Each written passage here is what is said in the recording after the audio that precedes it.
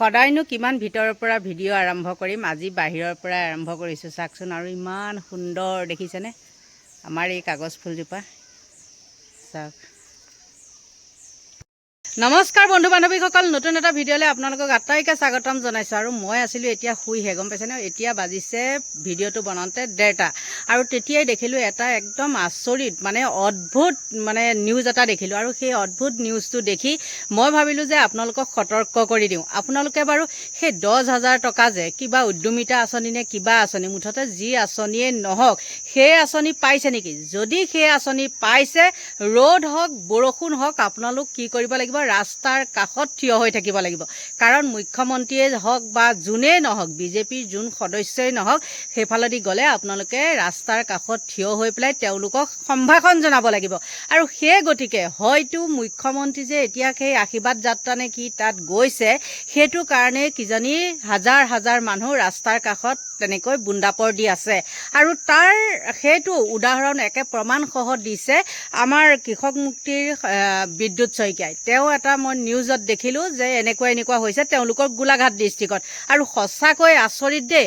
আচলতে আমি কৈ থকাহে শুনিছিলোঁ যে এইবিলাক এনেকুৱা কৰে, আঁচনি দিলে এনেকুৱা কৰিব লাগে, তেনেকুৱা কৰিব লাগে, বা মেলে মিটিঙে যাব লাগে ইউনিফৰ্ম পিন্ধি আপোনালোকেতো দেখিছেই ন, আজিকালি ইউনিফৰ্ম পিন্ধি কেনেকৈ যায়। যোনে নাহক, অমিত শ্বাহ হওক, মোদী আহক, হিমন্ত বিশ্ব শৰ্মা হওক, যোনেই নহওক কিয়, যি মিটিঙে নাথাকক কিয় বিজেপিৰ, সেইবিলাক মিটিঙত তেওঁলোকে তেনেকৈ যাব লাগে। কিন্তু এতিয়া একেবাৰে মানে এনেকুৱা এটা ভয়ংকৰ কল ৰেকৰ্ডিং ভাইৰেল হৈছে। আৰু সেই সমষ্টিৰ হ'ল কি গোলাঘাটৰ, আৰু তাত হ'ল অজন্তা নেওগ। আৰু অজন্তা নেওগ কেনেকুৱা 2 নম্বৰী আপোনালোকে সকলোৱে হয়তো গম পায়। আৰু আমাৰ হেঙেৰাবাৰীত চচলতটো সেইফালে 6 মাইলৰ ফালেতো আছে। আৰু আমাৰ য'ৰ ঘৰ আছে সেই হেঙেৰাবাৰীতো তেওঁ এটা একদম বৃহৎ মানে কি কৰিছে, বিবাহ ভৱন তৈয়াৰ কৰি আছে, আমাৰ ওচৰতে হয়। আৰু সেইবিলাক হয়তো এনেকৈ দম দি 2 নম্বৰী কৰি তেওঁ পইচা ডিমাণ্ড কৰি এইবিলাক কৰিছে। আৰু তেওঁ যে 2 নম্বৰী নহয় সেইটো একে কোনো মানাই নাই। আৰু তেওঁ আণ্ডাৰতে এই মহিলাগৰাকীয়ে এনেধৰণৰ কিছুমান মানে কি কৰিছে, দম দিবলৈ, এইটো দম দিয়া বুলিয়ে কয়, যি ধৰণে তেওঁ কথাখিনি কৈছে দম দিয়া। আৰু মুখ্যমন্ত্ৰীয়ে কয় এটা আৰু এই মহিলাসকলে কয় এটা। গতিকে চাওক বন্ধু বান্ধৱীসকল, তেওঁলোকে আচলতে যিটো কয় সেইটো নকৰে, তেওঁলোকৰ মাজত থাকে কিছুমান দালাল। আৰু সেই দালাল হয়তো এই মাইকীজনীও দালাল। আৰু সেইকাৰণে তেওঁ এনেকৈ মানে কি কৰিছে, দম দিছে। আৰু পলম নকৰি আপোনালোকক সেইটো কল ৰেকৰ্ডিং শুনক। বাইদেউসকল, মই পুনৰবাৰ কৈছোঁ যে আপোনালোকে অহা 7 তাৰিখ সময় 12 বজাত আপোনালোকে পঞ্চায়তৰ সন্মুখলৈ সকলো সদস্যাই আপোনালোকে আহিব। 10,000 যোনে চেক পাইছিলে সকলো সদস্যাই আহিব। আৰু লগতে আপোনালোকৰ দিহানাম, বিহু, বা কোনোবাই যদি কিবা ভেকশ্যনো দিব পাৰে, বা কিবা আপোনালোকে ড্ৰেছ পিন্ধি কিবা কালচাৰ কৰিব পাৰে, আপোনালোকে সেই কথাখিনি পাতক। আৰু আমাৰ খন্তেকৰ কাৰণে আপোনালোকে সকলো কিন্তু পঞ্চায়তৰ সন্মুখলৈ, আমাৰ কলেজ তিনিআলি বা আমাৰ কলেজৰ ওচৰলৈকে সেইখিনিত গোটেই মানুহখিনি 2 পাৰত থাকিব লাগিব বুলি আমাক কালি নিৰ্দেশনা দিছে যে 10,000 পোৱা সকলো মহিলাই আপোনালোকে কিন্তু উপস্থিত থাকিব লাগিব। অন্যথা আমি যিসকল সদস্য নাহে আমি কিন্তু নামখিনি ৰাখি থ'ম। আপোনালোকৰ পাছৰ 25,000খিনিৰ কাৰণে আপোনালোকে পিছত যাতে আপোনালোকে পালেও আপোনালোকে ধৰক উপযুক্ত হ'লেও আমি দিবলৈ বাধ্য কিন্তু নহ'ম, সেই কথাটো মনত ৰাখিব। আৰু সেইকাৰণে আজি আপোনালোকে ইয়াত এড হৈ থকা সদস্যসকলে নিজৰ গোটত প্ৰতিগৰাকীকে কথাটো কিন্তু জনাওক। আমি যদি কওঁ বোলে কোনোবা গোটে গম নাই পোৱা বুলি, তেতিয়াহ'লে কিন্তু আমি ইয়াত এড হৈ থকা সদস্যসকলকে আমি জগৰীয়া কৰিম। সেই কথাটো আপোনালোকক আগতীয়াকৈ অৱগত কৰোৱা হ'ল। মই ইতিমধ্যে আপোনাক যিটো অডিঅ' শুনালো, সেই অডিঅ'টো গোলাঘাট জিলাৰ গোলাঘাট বিধানসভা সমষ্টিৰ পৰা এগৰাকী বাইদেৱে মোলৈ প্ৰেৰণ কৰিছে। প্ৰথম অৱস্থাত যেতিয়া অডিঅ'টো মই শুনিলো, আপুনি নিশ্চয় অডিঅ'টো এতিয়া শুনিলে, এই অডিঅ'টোত মই শুনি মোৰ এনেকুৱা লাগিছে যে এইটো কিবা এটা যেন দাসত্ব আঁচনি, কোনোবা মালিকে কিছু তেওঁৰ কৰ্মচাৰী বা তেখেতৰ দাস কিছুমান লোকক কিছু টকা আগবঢ়াইছে, আৰু তেওঁৰ কামখিনি কৰি নিদিলে পাছত তেওঁ সেই আৰু দিব লগা টকাখিনি তেওঁলোকক নিদিয়ে।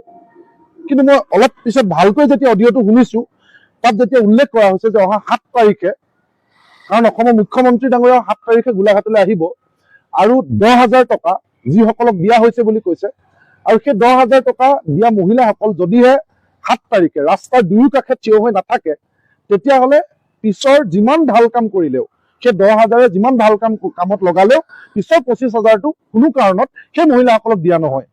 তেতিয়াতো মই আচৰিত হলো যে আচলতে এই অডিঅ'টোত মুখ্যমন্ত্ৰী ডাঙৰীয়াই যে গোটেই জিলাই জিলাই উদ্যমিতা আঁচনিৰ নামত আত্মনিৰ্ভৰশীলতাৰ নামত মহিলাসকলক যে 10,000 দিছে সেই কথাটোকে কোৱা হৈছে। এই কথাটো শুনাৰ পৰা আজিৰ আমাৰ অসম চৰকাৰলৈ প্ৰশ্ন যে এই যে মুখ্যমন্ত্ৰী ডাঙৰীয়াই গোটেই অসমত আশীৰ্বাদ যাত্ৰা কৰি আছে, তাৰমানে আশীৰ্বাদ যাত্ৰালৈ এই অডিঅ'টোৰ নিচিনাকৈ ভাবুকি দি মানুহ অনা হৈছে নেকি যে নাহিলে আপোনালোকৰ আঁচনি কাটি দিয়া হ'ব। আমি ইয়াৰ আগতে যিটো শুনি আছিলো যে বিজেপিৰ মিটিঙলৈ নগলে অৰুণোদয় আঁচনি কাটি দিয়া হ'ব, বিজেপিৰ মিটিঙলৈ নগলে ঘৰ কাটি দিয়া হ'ব, যিটো আমি শুনি আছিলো। এতিয়াতো এইটো প্ৰমাণ হলে অডিঅ'টোত এতিয়া অসমৰ ৰাইজে ভালকৈ শুনক। তাত ক্লিয়াৰলি কৈছে যে 10,000কৈ পোৱা যিসকল মহিলা তেওঁলোক যদিহে মুখ্যমন্ত্ৰী ডাঙৰীয়া অহা এই মিটিংখনলৈ 7 তাৰিখে গোলাঘাটলৈ আহিব, সেই মিটিংখনলৈ সকলো মানুহ 12 বজাতে ওলাই আহি ৰাস্তাৰ কাষত যদি শাৰী পাতি নাথাকে তেতিয়াহ'লে 25,000 প্ৰদান কৰা নহ'ব। এটা পোনপটীয়াকৈ ভাবুকি। প্ৰথম কথা হ'ল অসমৰ মহিলাসকলক এনেকৈ ব্লেকমেইল কৰি মিটিঙলৈ নিয়া হৈছে নেকি? আমাৰ প্ৰথম প্ৰশ্ন। এই কথাটো অসমৰ মুখ্যমন্ত্ৰী আৰু গোলাঘাট সমষ্টিৰ বিধায়িকা বিত্তমন্ত্ৰী অজন্তা নেওগ ডাঙৰীয়াই স্পষ্ট কৰিব লাগিব যে এই অডিঅ'টো কাৰ, আৰু তাত ক্লিয়াৰলি কোৱা হৈছে যে ওপৰৰ পৰা নিৰ্দেশ দিয়া হৈছে। এই নিৰ্দেশটো কোনে দিছে? চৰকাৰে দিছে নেকি? যদি চৰকাৰে দিছে, প্ৰথম কথা তেওঁলোকে যে কৈছে উদ্যমিতা, কাগজে পত্ৰই যে উদ্যমিতা আত্মনিৰ্ভৰশীলতা, তাৰমানে প্ৰকৃতাৰ্থত জুলুঙৰ মেকুৰী ওলাই পৰিল নেকি? উদ্যমিতা নহয়, মহিলাক সন্মান নহয়, তাৰমানে দাসত্ব।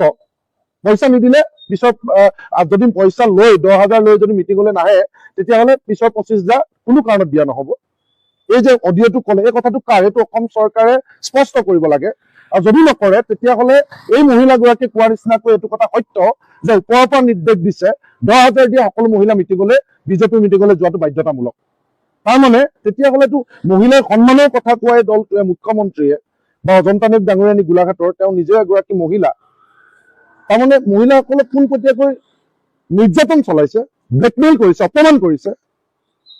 কাৰণ এই দাসত্বৰ নিচিনাকৈ কথাটো কোৱা হৈছে ন। ইয়াত ক্লিয়াৰলি কথাটো কৈছে যে যদিহে নাহে তেতিয়াহ'লে যিমান ভাল কাম কৰিলেও, সেইদিনাখন আমি দেখিছো যে মুখ্যমন্ত্ৰী ডাঙৰীয়া সকলোতে কৈ আছে যে 10,000 টকালৈ যদি প্ৰকৃততে ভাল কামত খটায় তেতিয়াহ'লে পাছৰ 25,000 দিয়া হ'ব।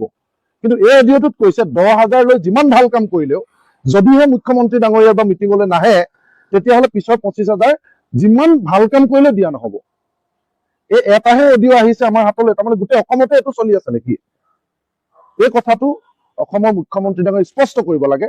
নে আমি ইলেকশ্যনৰ আগে আগে এনেকুৱাও অডিঅ' শুনিবলৈ পাম নেকি যে সকলো মহিলালৈ এনেকুৱা অডিঅ' এটা প্ৰেৰণ কৰা হৈছে যে আপোনালোকৰ ভোট কেন্দ্ৰটো পৰীক্ষা কৰা হ'ব, আপোনালোকৰ ভোট কেন্দ্ৰৰ অধীনৰ যিসকল মহিলাক উদ্যমিতা আঁচনি বা গোটৰ টকা দিয়া হৈছে, যিমান সংখ্যক মহিলাক দিয়া হৈছে সিমান সংখ্যকতকৈ যদি কম ভোট বিজেপিয়ে সেই ভোট কেন্দ্ৰটোত পায় তেতিয়াহ'লে সকলো আঁচনি বন্ধ কৰি দিয়া হ'ব।